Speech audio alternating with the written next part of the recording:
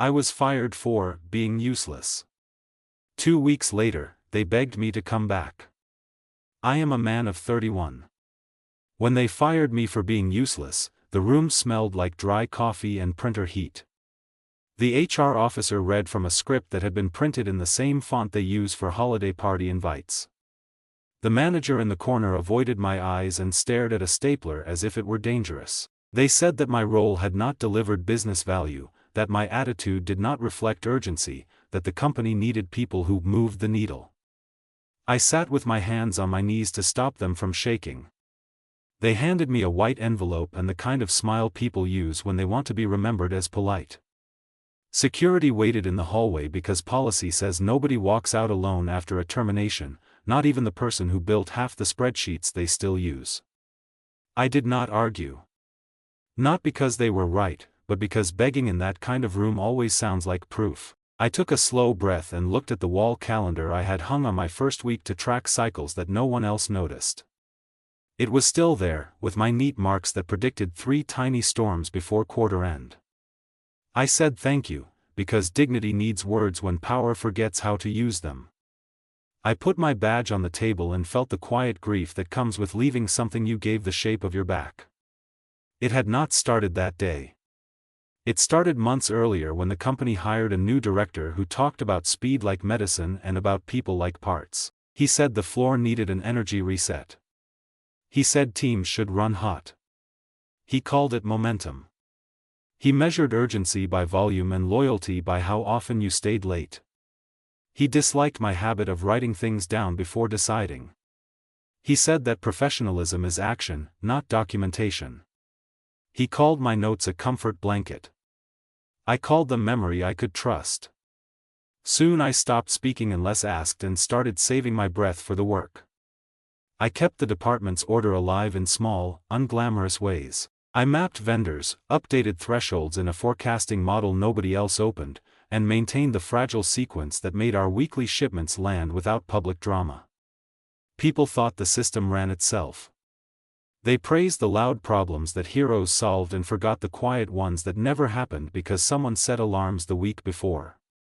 That someone was me. I did not ask for applause. I just wanted to be allowed to keep the machine honest. Then came deterioration disguised as change. The director reassigned tasks in the kind of meeting where a whiteboard acts like law. He said ownership needed to be streamlined, which meant he cut the work into bright pieces that looked meaningful on slides and left the gears to whoever cared without complaint. I kept caring. He promoted a younger analyst who knew how to sell ideas with 5 adjectives. I trained him without making it obvious. He took notes aggressively and said that I had a calm that could be mistaken for indifference. Later, I heard him repeat my procedures in another room with my name removed. I told myself that teams share credit when they're healthy. I told myself the truth quietly, the team was not healthy.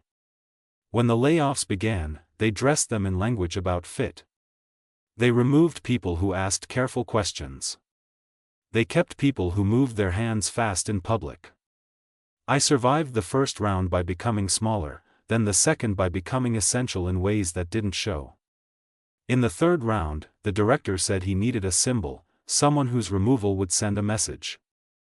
I did not hear that sentence, but I recognized it when the HR officer paused between paragraphs and looked at the door as if expecting a storm. The envelope was light. The paper inside was heavy. Security walked me past desks that still held mugs I had washed when people forgot them in conference rooms. I looked at the screensavers cycling through family photos and mountains and thought about how people return to images that do not debrief them. I carried one box with a plant, a notebook, and the battered USB drive I had labeled with a piece of tape and my initials. The guard was kind. He said he was sorry in a low voice. I said that I was too.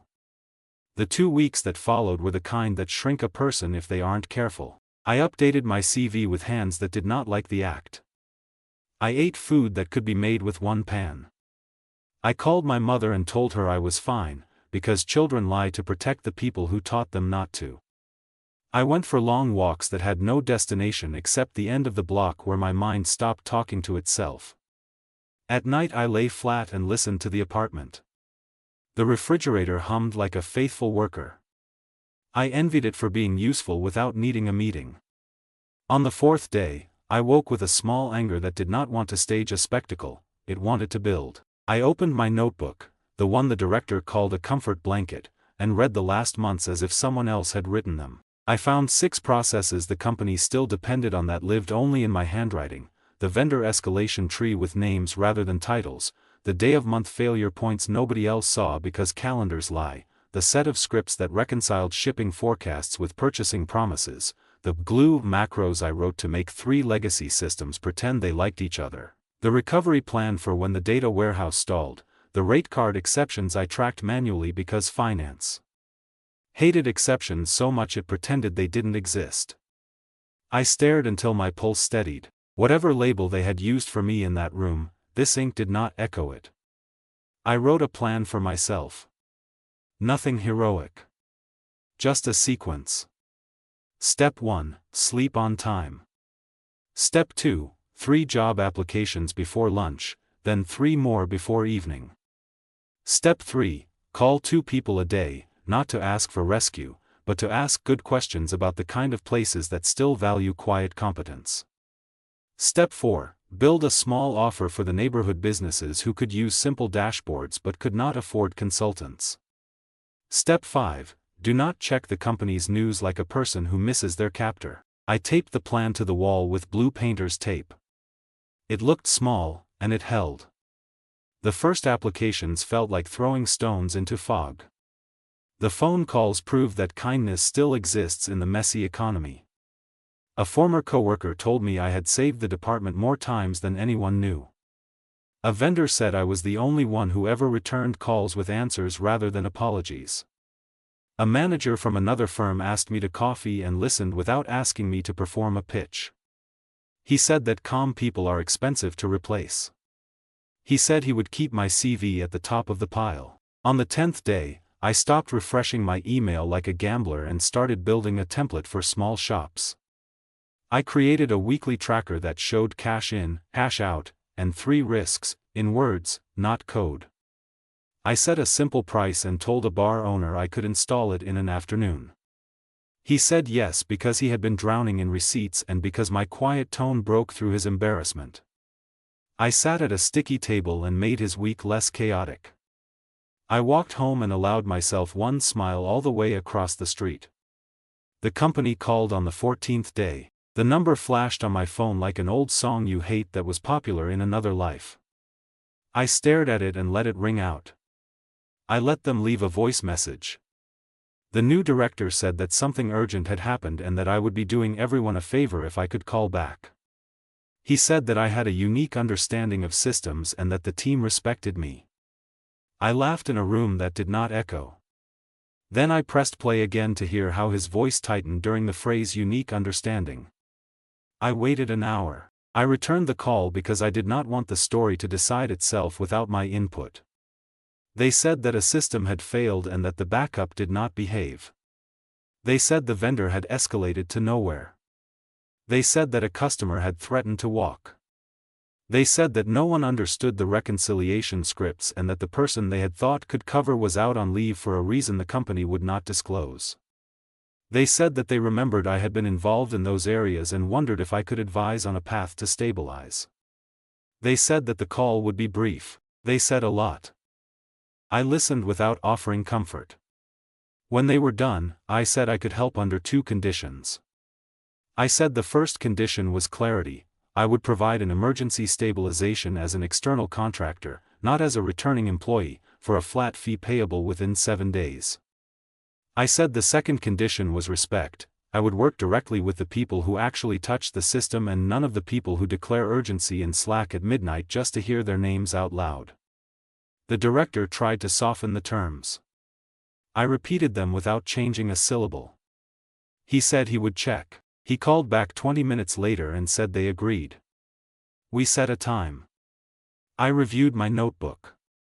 I arranged a check-in with the vendor who had once trusted me enough to ask dumb questions. I slept 8 hours, woke before the alarm, and made coffee in a cup I bought years before because it fit my hand. I did not feel like a hero. I felt like a person walking into a building to turn off a water valve no one else bothered to label. When I arrived, the security guard who had walked me out 2 weeks earlier blinked and said he was glad to see a familiar face. He printed me a temporary badge and did not ask for a speech. The elevator smelled like sanitizer and haste. The floor looked the same, except for the kind of mess you get when people are trying to control a fire with emails. I ignored the Slack pings that popped on shared monitors like popcorn. I sat with the one person who had kept a copy of the reconciliation script open on his screen for 24 hours without touching it because he was afraid. We went line by line. We fixed what broke. We rewired the alarm to scream into the right room the next time. We left notes in plain words. We tested with a fake invoice before we touched anything real. We did not announce progress. We showed it. Small solutions pile up.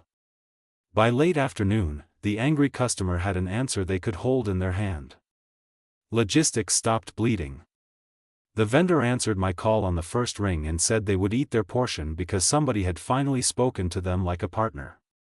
Finance asked if they could stick their head in. I said that they could, and they left with a list of 4 places where their policy met reality and could become friends if they wanted. The director messaged 3 times, asking about status. I said we were steady and that I would provide a summary at the end of the day. He wrote that he needed it now. I wrote that stability beats speed and that my contract included 1 summary, not 5. By 6, the room exhaled. The senior manager, who had watched me without stepping on my hands, walked over and said that he had underestimated what my work was while I was on the payroll because nothing looked urgent. He said that calm is expensive to create but cheap to forget. I said that forgetting is how companies teach competence to hide. He nodded like a person learning a new language. As I packed, the director finally appeared with a smile that bared teeth and said he wanted to discuss next steps. He said that the team was inspired and that he would love to explore bringing me back. He said that we could do a 1-week contract and then talk about full-time. He said that I owed it to my old team to think about it. I said that I would send my invoice by morning and that I already had next steps, sleep, a bowl of soup, and applications I wanted to finish. He tried the word loyalty. I said that loyalty goes both ways and that mine had been spent in that room with the calendar they never moved after firing me. He said he understood. He did not. I walked out into a colder evening than the one that had held me the day I left. My phone buzzed with a message from the bar owner who said the tracker had helped him pay a supplier without panic. Another message came from the architecture firm who wanted to talk about part-time books. The city kept moving, politely indifferent to my small justice. I unlocked my door, set down my bag, and warmed the soup. I ate standing up and finally let the day wash over me. I did not feel triumphant. I felt accurate. The invoice went out at 8 the next morning with clear terms. They paid by noon because fear makes companies efficient. I wrote a brief of what we had done and what would break next month if no one adopted the habits I had kept alive. I sent it to the senior manager, not to the director. He replied with 2 words that mattered more than the money: "Thank you." Then he added a 3rd sentence that sat warm in my chest all day: "We forgot how much your quiet held." That was the end of the emergency. The begging would come later, when the quiet habits failed again. But that is another page. The begging began the following week when the alarms I had rewired did their job and shouted into a channel that nobody checked after 6. The director had insisted on a "no after-hours messages" policy to protect wellness, which meant urgent signals died in the dark because he had cut the team that used to listen. By morning, the numbers jammed again, smaller this time, like a warning cough. They called me at 7. I was tying my shoes. I stared at the phone until it stopped ringing. I finished tying the knot. I let them leave a message. I ran for 20 minutes and did not bring my phone. When I returned, I listened once. Then I made coffee. The senior manager wrote a separate note that did not clatter. He said that they could limp along. He said that the director wanted to create a new role called Stability Lead, and wondered if I would be open to discussing a return with a title that recognized the work I had always done. He said that compensation would be competitive. He said that he would personally make sure the environment allowed me to build without defending every breath. The offer in his words felt human. I respected him for trying. I walked to my desk and opened the folder I called Truth. I read the lines I had written the night after they fired me. I am not returning to rooms that hire me to be invisible and punish me for disappearing. I am not returning to managers who measure urgency by volume. I am not returning to a story where my calm is used as camouflage for other people's chaos. I closed the folder and answered the senior manager with gratitude and conditions. I wrote that I would only consider short-term contracts with clear scope and payment up front. I wrote that I would work directly with the people who actually turn the knobs. I wrote that if the director needed my presence to tell a story about leadership, the price would be triple, paid in advance, because theater is expensive. He replied with a smiley hidden in correct grammar, then said he would meet me where I stood. They begged in rounder words the next day. HR sent a draft job description that used phrases like mission critical and change agent. The director left a message saying that I was uniquely positioned to help them operationalize excellence. He said that he had been hard on me before because he pushes people with potential. He said that he saw now that my talent needed amplification. The words bumped into each other with the kind of enthusiasm that usually means someone is trying to sell you back the thing you built. Meanwhile, the outside world treated me like a person rather than a symbol. The architecture firm brought me on for 10 hours a week and asked me to make their books boring. I did. Boring kept them solvent. A florist referred me to her cousin who ran a tiny warehouse that moved products nobody bragged about but everybody used. He paid on time and laughed with his shoulders, not his mouth. My days began to stack into something that felt like ownership rather than survival. The company kept calling. The tone shifted from praise to panic when a customer escalated a clause I had warned about in the brief. They had ignored the line. The contract triggered a fee that did not look big until finance multiplied it by 11 regions. Suddenly, the director spoke in smaller sentences. He said that if I returned for 3 months, he would give me full control over the systems with a direct line to his office. He said that I could pick my team. He said that the pay would be generous. I remembered how generosity tastes when it is offered by a person who resented your salary last quarter. I said I could do 2 weeks, on paper, with a rate that made my mother gasp and my father say that maybe capitalism has 1 or 2 jokes worth hearing. I said that I would train 2 internal people, document what matters in language they could follow, and walk away with my sanity intact. I sent the number. The director balked. The senior manager wrote privately that my number was not an insult, it was a mirror. He pushed. They accepted. In those 2 weeks, I did the work I had been doing for 3 years, but this time with a stopwatch and a receipt. I rebuilt the reconciliation scripts in a way that survived mediocre hands. I drew the escalation tree on 1 page and pinned it in the break room where nobody pretended not to see it. I created a dashboard with 3 numbers only and a red line that meant act, not discuss. I taught 2 analysts how to hear systems breathe. I taught them that a clean checklist beats a hero and that the hero who loves checklists is the only kind worth keeping. I handed over a binder with instructions so plain a tired person could use them. I put my name on nothing because I wanted the habits to belong to the room, not to me. On the last day, the director scheduled a meeting called Retention Discussion. He said that the company had come to appreciate my superpowers and wanted to make a long-term home for them. He said that the new compensation package was proof that they valued me. He slid a number across the table that was better than my old one but still tethered to a story where my worth required their approval to exist. He said that I would finally get the recognition I craved. I said that recognition had never been the currency that kept my lights on. I thanked him for the offer. I declined. He said that I was making a mistake, that stability is rare, that I should think like a grown-up. I said that I had just spent 2 weeks making stability less rare for people who would still be here long after I left, and that grown-ups keep their boundaries even when the room pouts. He asked what it would take to change my mind. I said that my mind wasn't a door he could bribe open. I stood.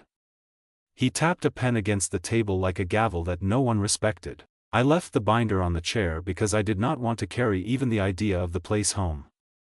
I walked out and did not look back at the calendar I had once hung. The security guard nodded again. He said that I looked different. I said that I slept now. He smiled. The weeks after tasted like plain bread and clean water, which is to say they tasted like health. The architecture firm extended my hours. The tiny warehouse asked if I could come by once a week and teach the owner's nephew how to stop losing invoices. The bar owner paid his supplier early and told me he wanted to add pastries. The florist bought a second fridge. None of it looked glamorous on a slide. All of it looked like the world working without applause. The company tried one more time, the way certain storms return because the sea refuses to learn in one lesson. The senior manager wrote that the director had resigned under pressure after a presentation where he blamed talent gaps for failures that looked more like leadership gaps. The board wanted to fix the culture. They wanted me for a permanent role now that the obstacle was gone. The salary spiked. The title glittered. The promise smelled like the room finally learning. I sat with it. I read my folder called Truth Again. I thought about the kind of life I was building: smaller rooms, fewer slides, work that made someone sleep better, days that did not require me to perform urgency to be paid. I met the senior manager for coffee because he was the rare leader who had told me the truth even when it cost him something. He said that change is slow and needs people who can hold a line. He said that if I came, I could protect the quiet work from being eaten by people who love storms. I believed he meant it. I also believed that I had already done my part. I told him I was not returning because I wanted my days to belong to the work instead of to the story of the work. I told him that I loved making rooms where calm is possible and that it turns out those rooms are everywhere people sell soup and paper and bolts and plants, not only in buildings with lobbies. He looked sad in a way that earned respect. He said he was proud of me. He said that the company had called me useless because they did not understand what usefulness looks like when it is done on time. He said he hoped the next person they hired would be allowed to be boring in public. I said I hoped so too. We shook hands like people who left a piece of themselves in a room and decided not to go back for it. He paid for the coffee and called it a tiny thank you. I walked out into air that did not judge my pace. Life did not turn into a montage. Rent still asked for its share. Some clients paid late and apologized with emojis. I took 2 trains to save money and read library books about logistics and kindness and how to run a schedule that breathes. I kept my notebook with the dents from pressing too hard on bad nights. I added new pages, newer dents. I slept on time most nights, which felt like a success bigger than a title. My mother asked one Sunday if I missed the company. I said I missed a few people and a few printers and one calendar. I said I did not miss being measured only when something caught fire. She said that work should be a place, not a verdict. She handed me stew that tasted like the opposite of a performance review. I ate until I remembered what warm means from the inside. Occasionally, I still see the company's name glide past on the news when some award is announced. The headline uses words like innovative and agile. I do not grudge them their adjectives. I know who kept the glue warm. I know who taught the alarms to speak to the right room. I know the faces of 2 analysts who can now hear a system breathe and who will one day train 2 more. That is enough. Sometimes a new client asks why I left a larger place. I say that I was fired for being useless and hired back for being essential, and that I decided to spend the rest of my life working where usefulness does not need a costume. They laugh. Then they grow quiet. Then they say that they have been waiting for someone to say it out loud. I wake early now and open a spreadsheet that helps a bakery avoid running out of flour on Saturdays. I send a message to a warehouse manager about a tiny change that will save him 3 hours next month. I visit a florist and label boxes in big letters because fatigue steals reading first. I look at a bar's cash flow and rearrange columns until relief lands on a forehead. I take a call from the architecture firm and explain, in human words, why the numbers are not a threat today. None of it will be on a poster. All of it will keep a door open. They begged me to come back. I learned to beg nothing from them in return, not apology, not recognition, not proof that I mattered. I only ask the next day to be as quiet and honest as the work. And when morning arrives, it does not ask me for a badge. It asks me for my hands. I give them, steady. I am nobody's symbol anymore. I am useful, but not because someone finally said so. I am useful because the plant gets watered, the orders match, the invoices reconcile, the fridge hums, and the day ends without a fire and without a hero. And then I sleep, and the city keeps breathing, and that is the closest I have ever been to a promotion that holds. Follow me for more stories.